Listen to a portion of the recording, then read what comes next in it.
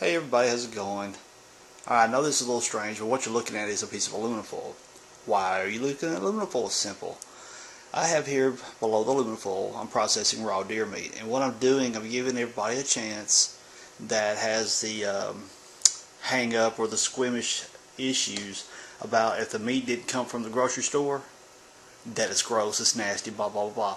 I know people, if the meat does not come from Kroger's, from Walmart, or from wherever grocery store, if it does not come from there, it makes them sick to look at it. So, I'm giving, and this isn't it's not bloodfest or anything, but I'm just giving you guys a chance if you want to click off this video before I expose the meat. 1, 2, 3. See, it's not gross, at least not to me. Okay, now the point of the video. There's a big issue with deer meat that people, ooh yuck, it tastes gamey, it tastes this, it tastes that. More times than not, it's not prepared correctly from the beginning here. Now this right here was killed last season, and I've had it in the freezer, just never really got around to processing it. Well, now I'm cutting up into little small steaks. Sorry, I didn't kick the camera. See right here, little small steaks I'm cutting it up into for the good cuts. Then the ones that's not so good cuts, getting ground up. But the point of it is, the whole gamey taste comes from here. See this slimy film stuff? That's the stuff you got to get out. If you don't want that gamey taste, get that crap out of there. Here, cartilage, and the heavy fat cells and stuff, what you want to do, take your knife, you roll the meat back a little bit, take your knife, roll right through it. Now this, I can make it into like a little, I don't know, stew meat or whatever. I'm just grinding a bunch of it up. And see that end right there? Cut that junk off there. It's time consuming to do it right, but it makes for a much healthier, tastier meat. You see that skin right there? It's not too bad on that one. You can kind of pull it. It comes off.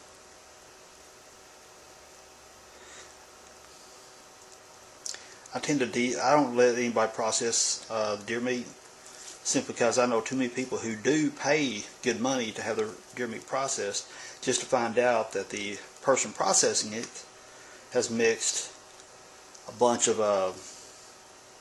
like cow fats and pork fats and stuff like that just to make up the weight.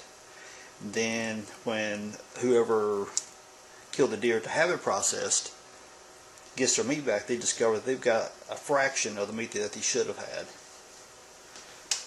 So here's the reason I process my own.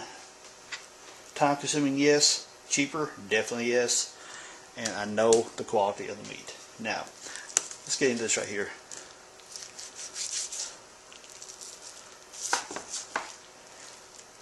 Let's see a steak cut.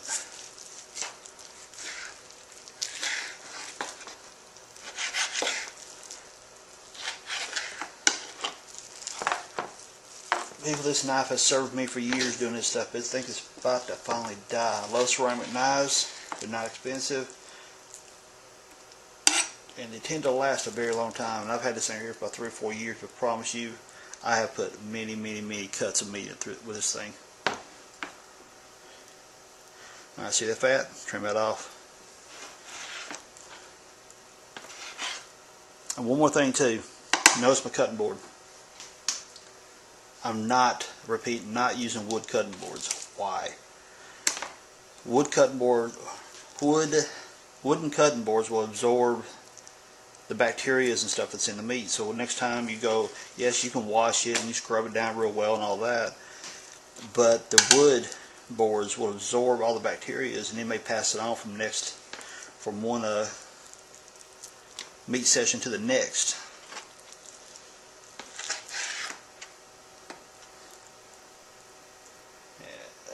Put in there.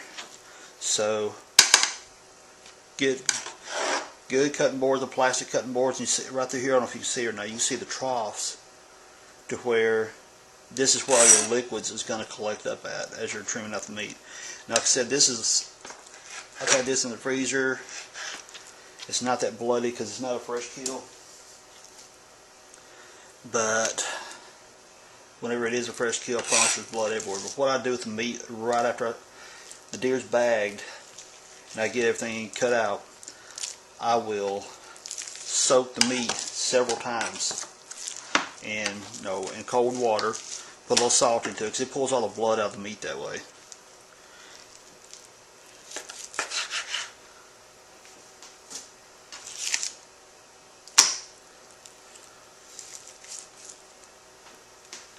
Okay, this crap right here, if you want a good clean tasting meat, this crap right here's got to go.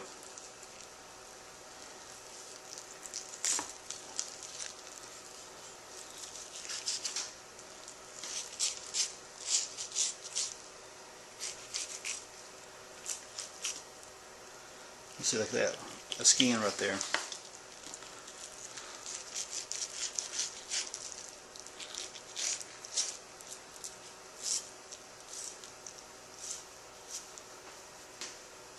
Get rid of as much of it as possible. Now, some will argue that that is like where the fat's right there, the fat of the deer. Deers don't have a whole lot of fat to begin with, but some people argue that that's fat right there adds flavor to the meat. In some cases, I pretty much agree with that. But, I don't know, deer meat's one of those things I want to taste the meat and nothing but the meat. If I want to flavor it with anything, I'll put my spices in whenever I cook it.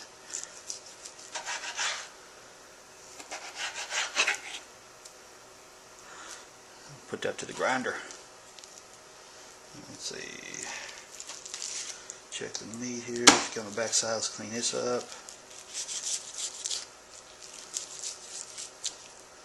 That's trash.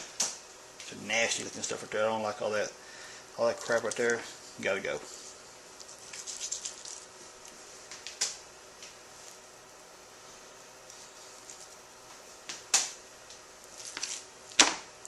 Years and years ago, my grandfather up in Kentucky went to the doctor and he was having cholesterol issues. And the doctor said, "Look, I hate to do this to you, so I know you're a good red-blooded American that loves to eat the meat." And the doctor told him, says, "Look, you got to back off the red meat. That's all there is to it." Well, my dad, who was an avid deer hunter, would bring my grandpa deer meat because my grandpa absolutely loved the stuff. Well, that absolutely broke my grandpa's heart to find out he could not eat red meat. So he came back a little bit later on. He went back to the doctor, and of course his cholesterol was better because he listened to the doctor, took his medication, blah blah blah, and all that good stuff. Well, Grandpa told us, "Look, I really hate that I can't eat red meat because my son-in-law, me and my dad, would always bring him deer meat to eat." And the doctor said, "Whoa, whoa, whoa, wait a minute." I said you couldn't like beef or whatever. But the doctor told my grandfather, said, "You eat all that deer meat you want because that is some of the leanest meat that you'll ever get hold of. It's some of the cleanest meat." So, doctor approved.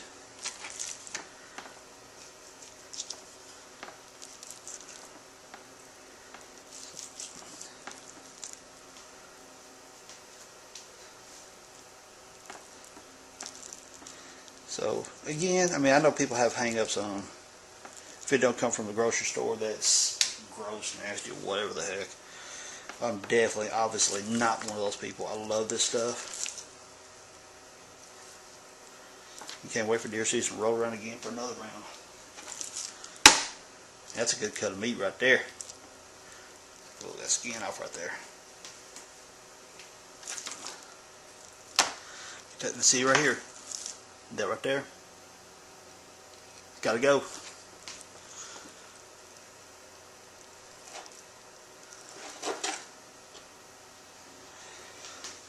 Maybe I'm being too picky. That's fine if I am. But that's just the way it is. Now, let's see. This cut right here, that I'm going to end up knocking off a couple of steaks off of. This piece right here, it's all small stuff, so let's see.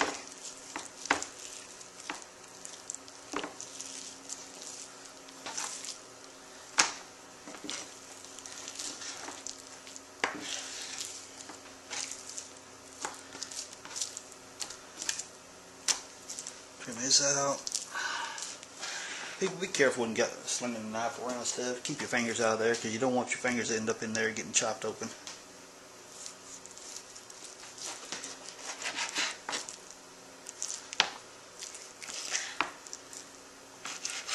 Now cutting the ham right there is what cutting up the ham is what I'm chopping on. The back strip, which is the back strip is right down the middle of the back with the spine of the deer. Those have already been cut up, and actually some of those have already been eaten.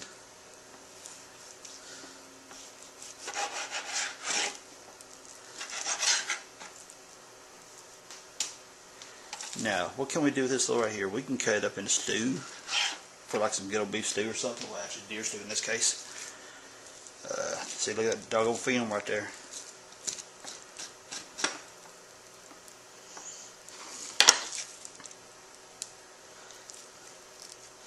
Or you can also just take the meat and roll it like this right here. Slide your knife.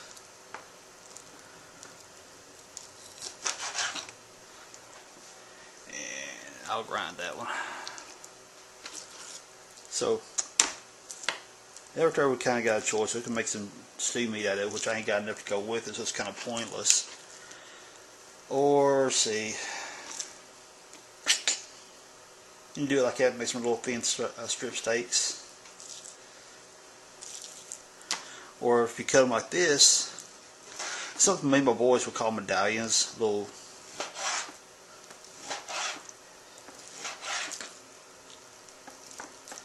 I'll tell you a little secret. One of the best ways I've ever found to cook these little small pieces like this, take your skillet, get it good and hot. And the way you want to test it, so when it's ready, the skillet's heating up, take you some water and just, you know, on your finger, just like that. You see that steam bouncing back up off the skillet, you know it's ready. Pour you some olive oil down in your skillet, roll it around, get the bottom of it covered real good. Start throwing these little medallions like this on there. Just throw them on there, keep them flipping, until they start getting good and brown. Then you let them set for a minute. Once you get all the sides of the meat seared to where the juices and everything sealed into it, and that's the thing, you want the meat sealed. And the way to do that is just, you know, like I said, keep flipping until you get all the sides browned up good. Then take you some honey,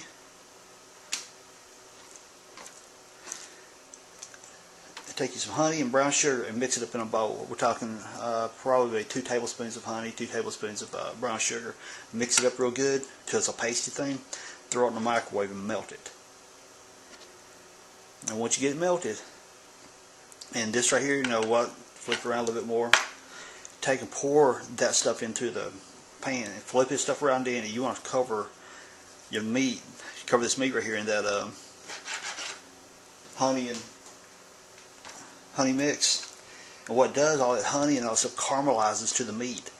Then you flip them out real quick, get them out on the skillet. Once the meat's done, I'm going to tell you something, it is so tender and so good. So you know what, that's probably what I'm going to do with them right there.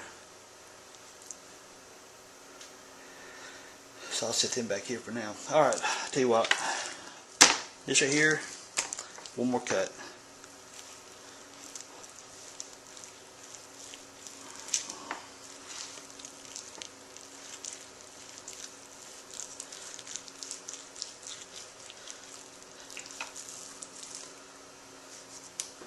There we go.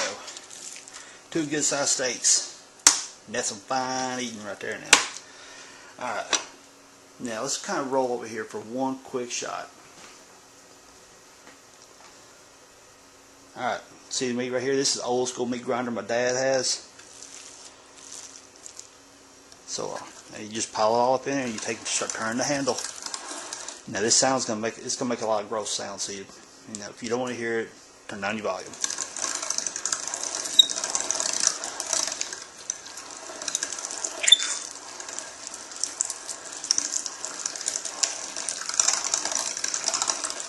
Better than any hamburger meat ever made.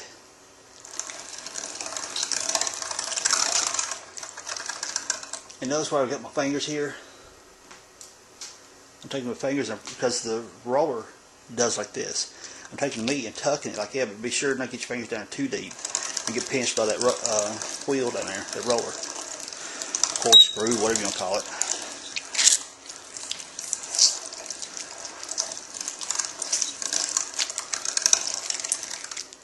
You keep rolling, pushing the meat over that way.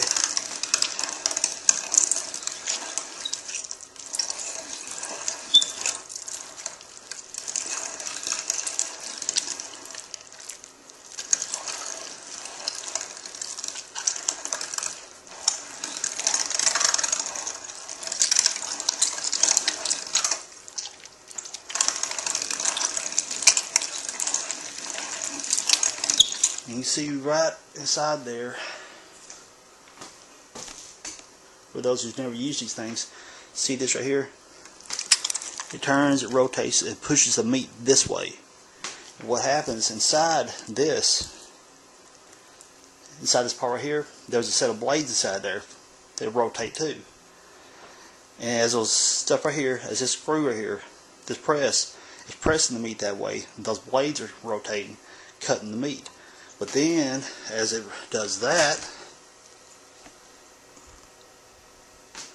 there are, in front of this right here, some little holes that it pushes and squeezes it as it cuts. It pushes out those holes. See how that's coming out?